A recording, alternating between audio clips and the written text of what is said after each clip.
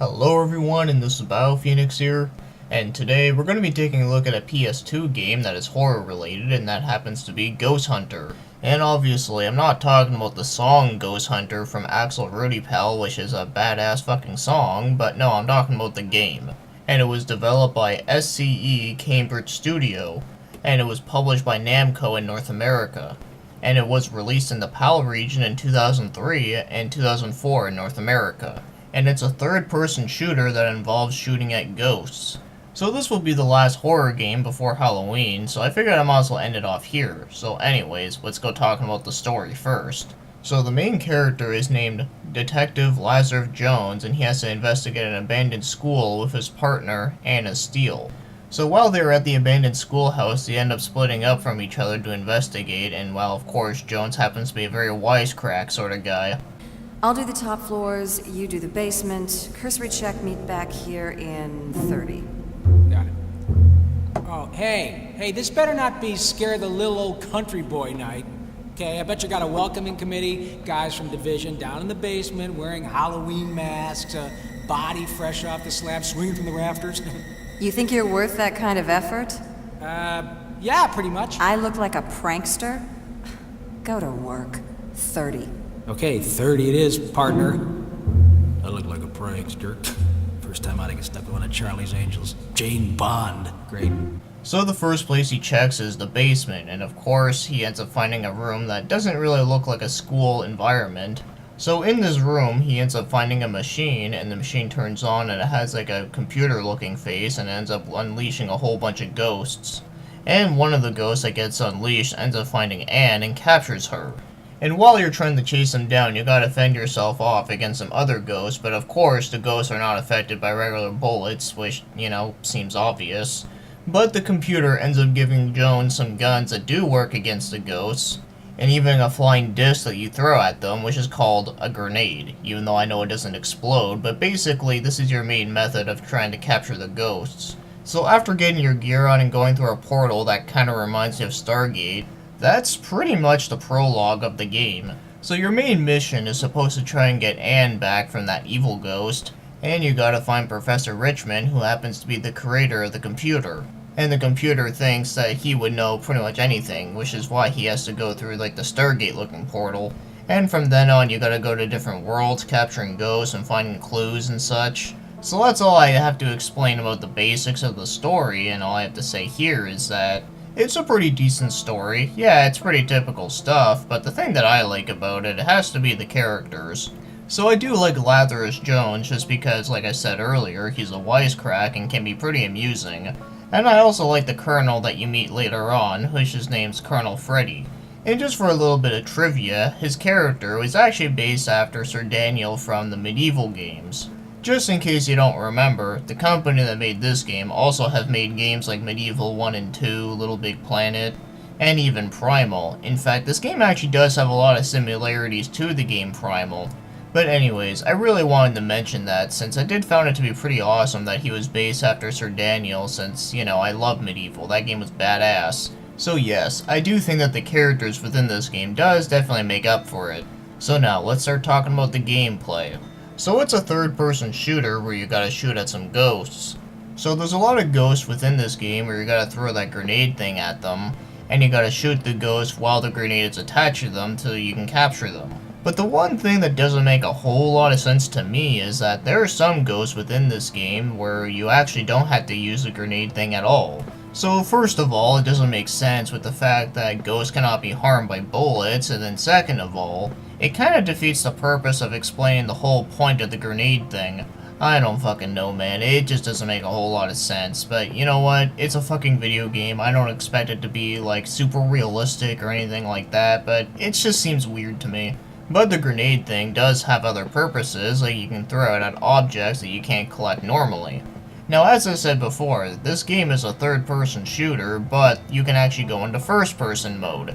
But the one thing that kinda sucks about it is that when you go into first-person mode, you can't actually move, you can only just look around and you can shoot things. So that's why I didn't think this game was a hybrid of some sort, considering this game is default as a third-person shooter, and it's mostly played in that way. And the only way you'd really want to use the first person mode is if you're using the sniper rifle, since you can zoom in and it's easier to shoot that way. So while there is a lot of action within the game, there's also a lot of puzzles in it too. So you got the typical stuff where you gotta find very well hidden items so you can access newer areas. And whenever you see a ghostly circle on the floor, you can take control of a ghost called Astral. So she can fly around and she can go to areas that you normally can't reach. And along the way you progress through the story, she unlocks newer abilities. For an example, the first ability that you get is called Revenant.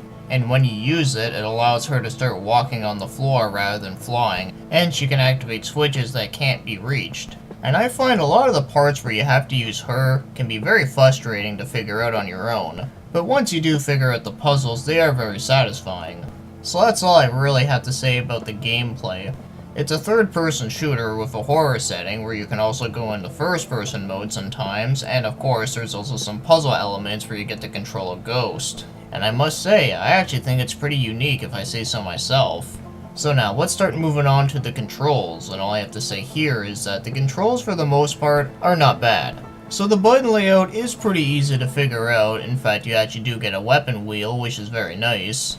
Now, before I continue on, I gotta explain that there are two stances within this game. So there's the normal stance and the combat stance. So the normal stance is just walking around and just, doing whatever. And when you're going to the combat stance, this is where you can actually shoot and use your ghost grenade. So going into combat mode is actually very easy to figure out, but the only issue I do have with it is that you actually walk really, really slow. So it makes it really hard to avoid certain attacks when you are in combat mode, whereas in comparison to normal mode you can just run away or whatever. Also, the camera angles can be kind of weird at times. Especially when you hide against a wall, you can only look up or down, you can't look left or right, which doesn't really make a whole lot of sense to me. And as for the shooting, it is very easy to understand, of course, and it is very responsive, but I do find that shooting in this game kind of has a weird feel to it. I don't know what it is, and I don't really know how to explain it, but when you're moving around while aiming, it just feels really weird since, your guy's like walking super slow and then your cursor goes like super fast. Now, I'm not saying that the aiming in this game is shitty or anything like that. It just took me a little bit of time to get used to. I guess it really has to do with the fact that this game does control pretty differently compared to a lot of third-person shooters that came out afterwards. But for the most part, I'd actually say that the controls in this game are not bad. So now, let's take a look at other things, like the graphics, and all I have to say here is that the graphics are actually really good for PS2. Now, there may not be a whole lot of color to the game, so of course I know some people might say it looks kind of bland and boring, but the thing is though, I think it does suit the game pretty well since, this is kind of a horror game and nothing has to be bright and colorful. So in that regard, I do find it does look nice with this style of game. And I do like some of the set pieces that you go to within the game. And I do like some of the designs of the ghosts within the game. So for the overall graphics, I do think they are very nice for PS2. Now, as for the game's music, for the most part, I do think it is pretty good, and I actually really do like it. But the only minor complaint I do have is that I do wish more of the songs had some horror atmospheric stuff. Now, there are still quite a few horror-related songs, but I just wish there was more of it. But that's just a minor nitpick that I think that would have made the game's music much, much better. But the music as is really nice sounding. But probably my favorite song within the game would have to be the one that plays in the Swamp Church. Now, when it comes to the voice acting within this game, I actually think it's done really well. Now, it may not have like all the typical voice actor roles that I usually like listening to, but it actually uses a lot of famous actors. So you got Rob Paulsen, Joe Morton, Jane Hamilton, Michael Gambon, and Michael Coltrane, and there's a couple others, but for the most part, I think they all did a really good job. Especially Rob Paulsen playing the main character, since like I said, he does do a really good job as playing a wisecrack. But for the most part, when it comes to the voice acting, I really don't have any complaints whatsoever. So now, if you want to buy this game, this one is kinda hard to tell because it seems like all the prices on it are kinda all over the place. So normally the loose copies are usually really cheap, usually going for like $10, but then there are some loose copies that are going about like $18, sometimes even $20. And then there are some complete in box copies that are going about $20, $30, and even a brand new one for $100, and even another brand new one for $60. So yeah, it's a little bit inconsistent. But I do remember when I found my copy of the game, I actually got a copy of it for $15, which I thought was actually really good. But for the most part, the game is fairly cheap for a PS2 game. And as for finding a copy, well, I've seen a couple of them here and there. Not too often, but I have seen them around. But for the most part, this game shouldn't be too hard to get a hold of. So now, as for my overall thoughts on the game, I actually think it's pretty good. It has some pretty unique elements which I like, and the controls are generally pretty good, although they do take some time to get used to. Now, this game may not be like uber amazing or anything like that, but I do think it is a pretty good game, although it may not be something I can pick up and play every once in a while. But for a third-person shooter, especially one that consists of ghosts, I do think it is pretty good. And I definitely do think it is one of the more underrated games that came out of SCE, considering they made other great stuff like Medieval 1 and 2. And one random thing I just want to mention here, and I should have mentioned it earlier on, but fuck it, whatever. So I find that the box art for this game is pretty awesome looking. So even if you like buying games that just happen to have really cool looking box arts, then at least this one you wouldn't be too disappointed with. That's just if you really like third-person shooters. So I don't know if I could highly recommend the game, but I would definitely recommend it to anyone that likes horror or anyone that just likes third-person shooters. So anyways, I do think it is a pretty solid game. So not only is this the end of the review, but it's also the end of the whole horror themed month of October. So I hope everyone else is having a great time during Halloween, and of course having a great day, and lastly, like I always say, so thanks for watching and commenting, and have yourself a great Halloween.